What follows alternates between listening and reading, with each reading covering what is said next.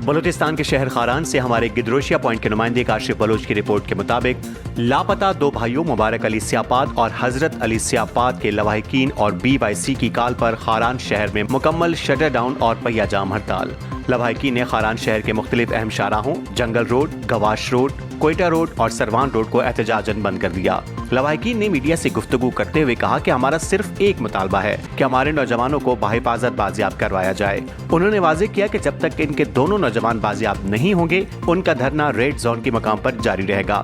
انہوں نے مزید کہا کہ آج صرف شٹر ڈاؤن اور پہیہ جام ہڑتال کی گئی ہے، اگر نوجوانوں کو جلد بازیاب نہ کیا گیا تو آنے والے دنوں میں مزید سخت اقدامات کا اعلان کیا جائے گا۔ اس موقع پر بلوچ یکجہتی کمیٹی کے رہنماؤں نے بھی یکجہتی کا اظہار کرتے ہوئے کہا کہ وہ لواحقین کے ساتھ کھڑے ہیں اور ان کے مطالبات کو منوانے کے لیے ہر ممکن کوشش کریں گے۔ انہوں نے حکومت سے مطالبہ کیا ہے کہ وہ اس معاملے کو ترجیحی بنیادوں پر حل کرے اور لاپتہ افراد کی بازیابی کے لیے فوری اقدامات کرے۔